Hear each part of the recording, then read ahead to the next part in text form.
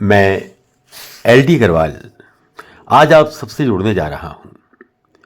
मेरी एक पुस्तक जो मेरे अपने पूरे जीवन के अनुभवों और ज्ञान का निचोड़ है, अपने संध्या काल को स्वर्णिम काल बनाए, उसकी भूमिका के साथ।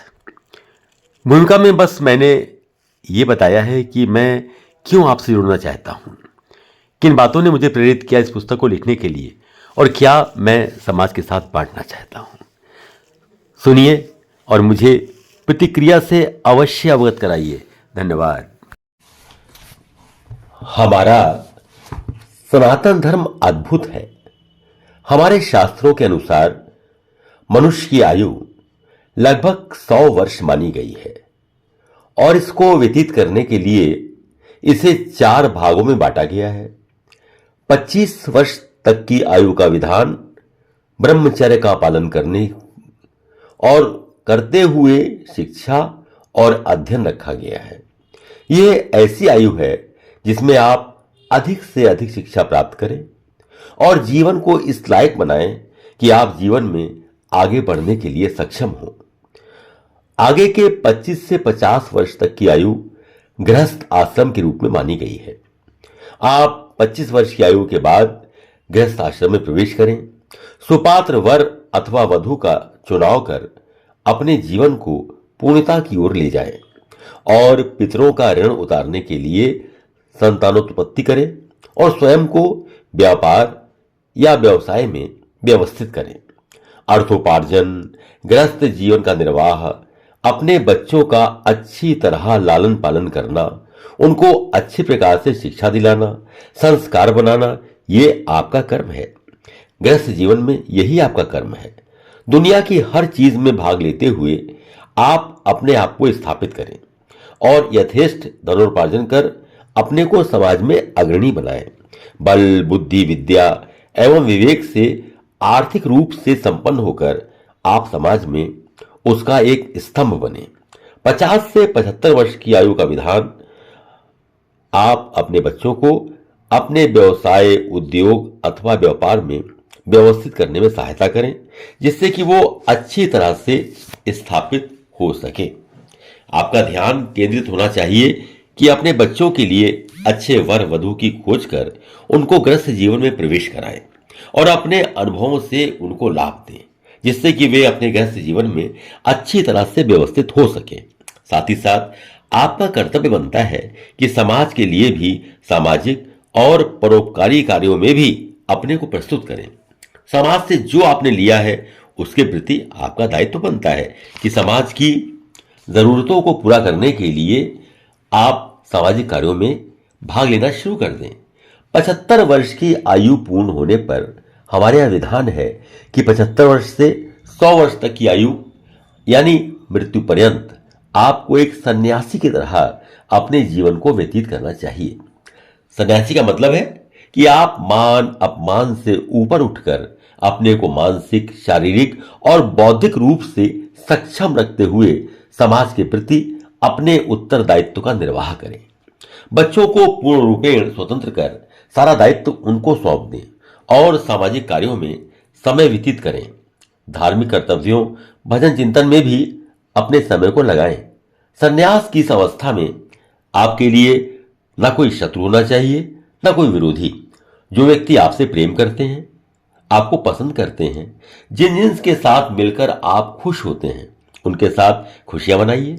जो व्यक्ति आपसे घृणा करते हैं, आपको प्रताड़ित करने का काम करते हैं, उनसे दूर रहने का प्रयत्न करिए और अपने सात्विक विचारों को दृढ़ बनाइए। साथ ही समाज की सेवा करने में जो भी आप तन मन धन से कर सकें वो करने का प्रयत्न कीजिए। अपने परिवार, बच्चों, पुत्र पौत्रों सबके साथ उल्लासित जीवन व्यतीत कीजिए।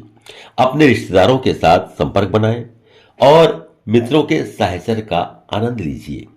आप अपनी सारी आर्थिक जिम्मेदारियों से मुक्त हो जाइए और अपने जीवन को चलाने में अब आप पूरी तरह स्वतंत्र हैं। लेकिन ध्यान रखिए कि आज ऐसे आश्रम अब रह नहीं गए हैं जहां जाकर आप संन्यास का जीवन भगवान या भगवत भजन में व्यतीत कर सकें। इसलिए अपने घर पर रहकर ही संन्यास के धर्म का पालन कीजिए। अपने 75 वर्ष के ऊपर की आयु में अपने मित्रों के साहचर्य को बनाए रखिए, उनके साथ उल्लासपूर्वक अपना जीवन व्यतीत करिए। किसी बहस में उलझने या किसी विवाद में अनावश्यक रूप से पड़ने से बचना चाहिए। 25 सितंबर 2003 को मैंने और मेरी सहभागिनी मालती ने Shri Ram child welfare foundation की स्थापना की थी। यह फाउंडेशन विद्यार्थियों की शिक्षा, स्वास्थ्य और प्रतिभा विकास का कार्य पिछले 20 वर्षों से कर रही है।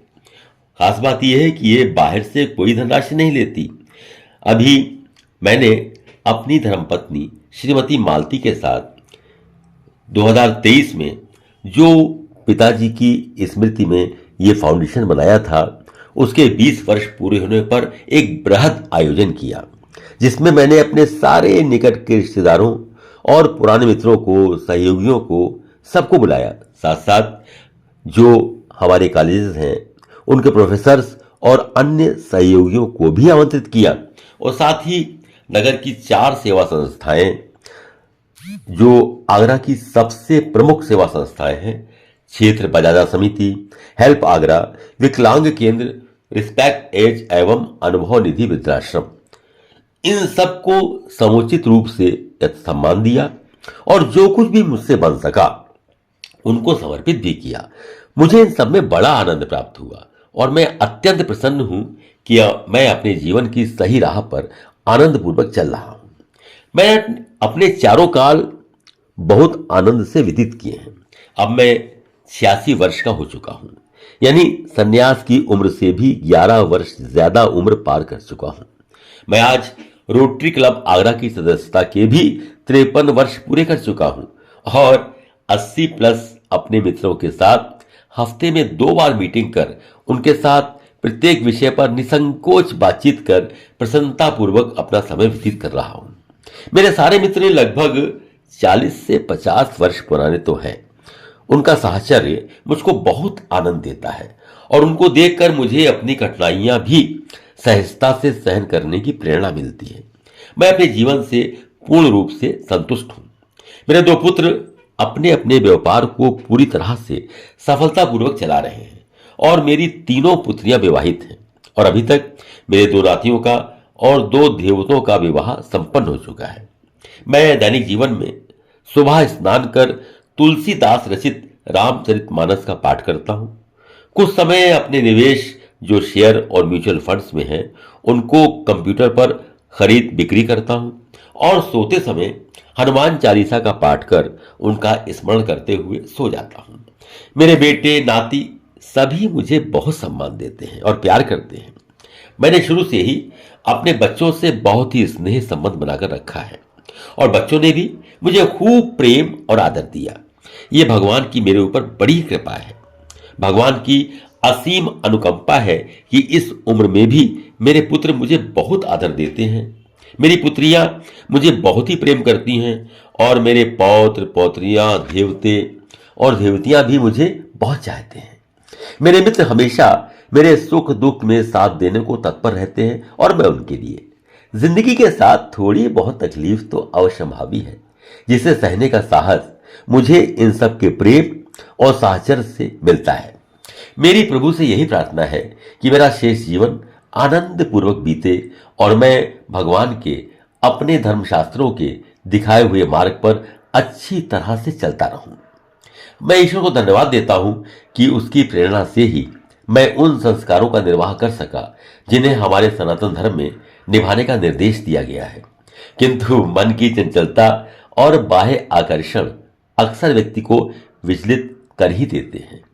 एक पत्नी व्रत, शाकाहार एवं मादक पदार्थों से जीवन भर मेरी विमुक्ता ये ईश्वर के पास से ही संभव हो सकी। दास कबीर ने ऐसी ओढ़ी, ज्यों की त्यों धर दीनी चदरिया। मेरे ऊपर मेरे स्वर्गीय पिताजी का वरदहस्त आज भी है, जिससे मैं उनके दिखाए हुए मार्ग का अनुगामी होकर उस पर चलने की चेष्टा करता हूं। अपने जीवन के अनुभवों को और उनके आधार पर आपको वृद्धावस्था में किस प्रकार अपने जीवन को सफल बनाना चाहिए, उसके कुछ गुर मैं बताने का प्रयत्न करूंगा अगली बार। बहुत धन्यवाद। Thank you for your support. Please like, share and subscribe this channel.